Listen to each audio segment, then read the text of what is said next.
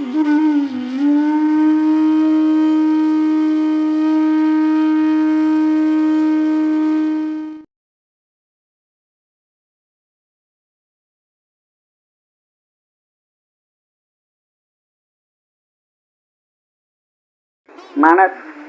ગમે એટલું બધા કહેતા હોય, પણ જો શરીર આપણા વશમાં નથી. પણ આજે મેં એક સરસ સાંભળ્યું હતું કે ઇન્દ્રિયોને તમે જેવી ટેવ પાડો ને એવી પડે. હવે આજે હું પરમ દિવસે સૂઈ રહી, બરાબર, કાલે પરાણે ઊભી થઈ, આજે એટલા ચક્કર આવે છે કે મેં કીધું નથી મારે કરવો. પછી મેં તો આજે ઓલું સાંભળ્યું હતું, ઇન્દ્રિયોને જે બાજુ વાળો એ બાજુ વળે. હવે તમે નક્કી કરો. એ કે એક મહારાજ હતા, તો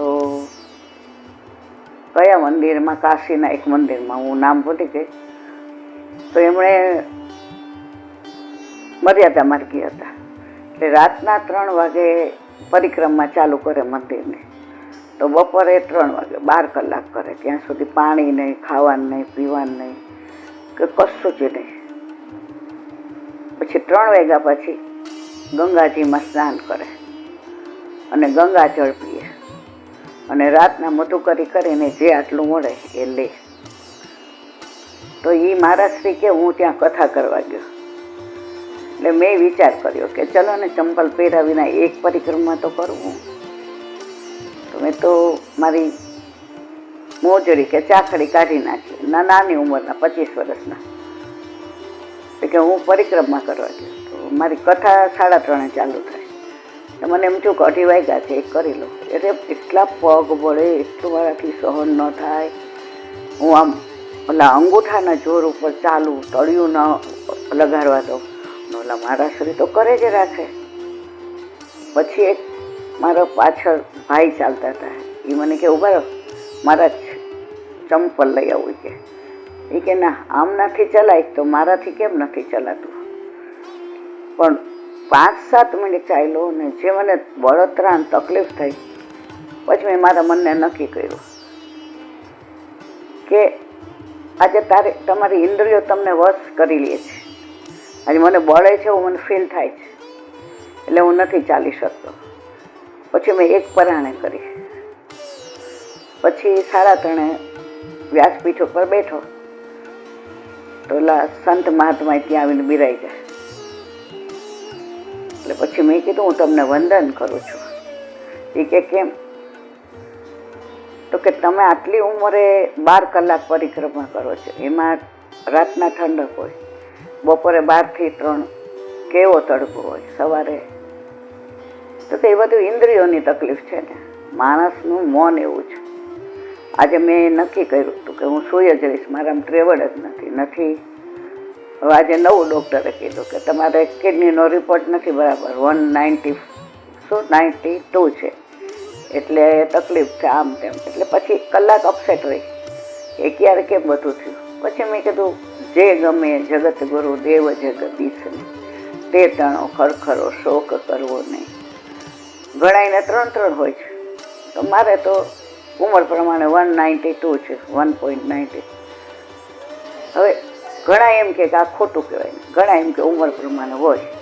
જો સહજ લઈ લઈએ તો અહીંયા બેઠી, હવે અપસેટ થઈ ગઈ હોત તો અહીંયા સૂતી જ હોત. પણ આજનો લાવો લીજીએ, કાલ કોણે દીઠી છે. હવે કાલ લીલામાં પહોંચી ગયા, તો આજનો દિવસ તો વાંચ્યા હોય ગયો. તો વલ્લભને એ જ વિનંતી કરું છું કે સેવા સ્મરણ સત્સંગ છૂટે નહીં, બાકી વધુ ભલે છૂટી જાય. અને મારામાં કોઈ એવી લાયકાત નથી કે હું સત્સંગ કરી શકું. મારા ઉપર વલ્લભની કૃપા છે કે આજે આ બધું સાંભળીને વાંચીને જે વલ્લભ કેવડાવે છે કરું છું.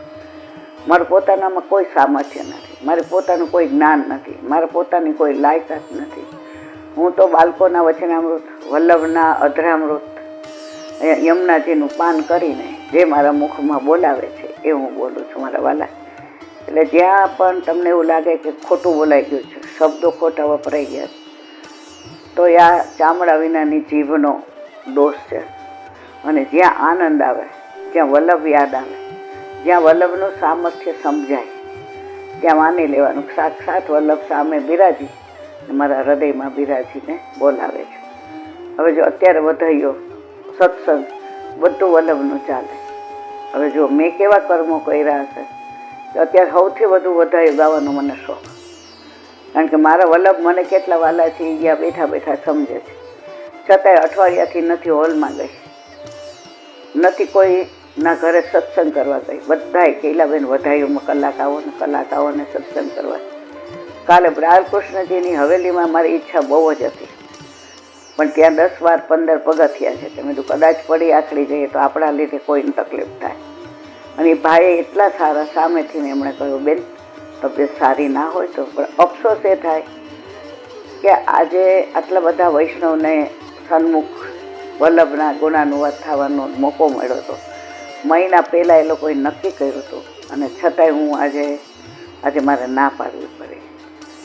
પણ મને એવું વાક્ય યાદ આવ્યું કે ઇન્દ્રિયોને વશ થઈ ગયું. બાકી ઇન્દ્રિયોને વશ ન થયો હોત ને 2 જણનો હાથ પકડીને ગઈ હોત તો અહીંયા બોલો છો એમ ત્યાં બોલાત ને. પણ તમે એકવાર નર્વસ થઈ જાઓ ને, ઇન્દ્રિયોને વશ થઈ જાઓ, એટલે તમે કશું જ ના કરી શકો. તો અત્યારે વલ્લભની જ વાતો, વલ્લભનું પ્રાગટ્ય, વલ્લભની જ વધાઈઓ, વલ્લભના જ ગુણાનુવાદ. આ બધું ક્યારે સમજાય? જ્યારે આપણા ઘરે ઠાકોરજી આપણા માથે બિરાજતા હોય તો. આજે સવારે ઊભું થવાય ના થવાય, પણ ઠાકોરજી બોલાવે કે તારા વિના નથી ગમતું. બીક લાગે કે સૈયા મંદિરમાંથી ઠાકોરજીને પધરાવવા જાઓ અને ક્યાંક ખેલી જશે તો પછી મેં ના મારવાલા, એવું તો તું ના કરે. ઘણીવાર રાજભોગનો થાળ ધરાવતા બીક લાગે કે ચક્કર આવશે ને પડી જશે તો. પણ પછી મેં જોયું કે વલ્લભ તમારા માટે તમે એક ડગલું ચાલો ને એટલે સામેના 19 પગલાં ચાલે છે. એમાં કોઈ શંકાને સ્થાન નથી. ઓલા એક દાખલા જેવું, એક 20 વર્ષનો દીકરો હતો. એને બહુ જ ઠાકોરજી ઉપર શ્રદ્ધા, અતિશય. એટલે રોજ સવારે સમુદ્રમાં સ્નાન કરવા જાય ને તો વલ્લભ કરતો જાય. ત્યાં જઈને બેસે તો એની પાછળ 2 પગલાં ચાલતા હોય, આવતી વખતે આગળ હોય. એટલે એ હસે કે પ્રભુ મને ખબર છે આવા નાના પગલાં આપના જ હોય, આપ મારું ધ્યાન રાખવા આવો છો. હું રસ્તામાં ક્યાંય બેસી ન જાઉં, ક્યાંય મને દુસંગ ન લાગી જાય, ક્યાંય મને કોઈ એમ કે મારા આ માર્ગમાંથી ચલિત ન કરી દે. એટલે આપ કેટલું મારું ધ્યાન, આપ શું કામ શ્રમ લ્યો છો? અને કરોડોપતિ. હવે વલ્લભ ઉપર વિશ્વાસ એટલો. હવે માણસને ઘણી વાર દુસંગ લાગે ત્યારે ના થવાનું થાય. એને એવો ધંધામાં સટ્ટો લાગ્યો શેરમાં, એક દિવસમાં તો બધું ફના થઈ ગયું. ધંધો અને સટ્ટો જુગાર એવી વસ્તુ છે, એકવાર તમે અંદર પડ્યા પછી હાયરો જુગારી બમણો રમે.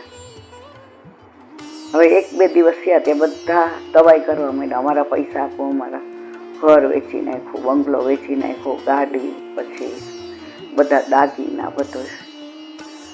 પછી સવારે તો પાછો જાય તો ઓલા પગલાં નહીં.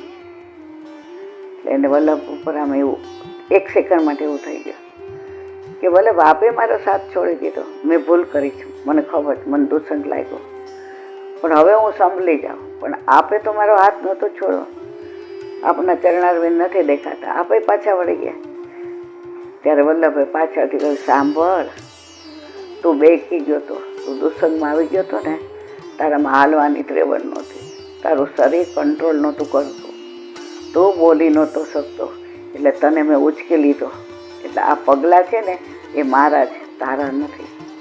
એમ આપણા જીવનમાં પણ આ બધું સમજીએ છીએ.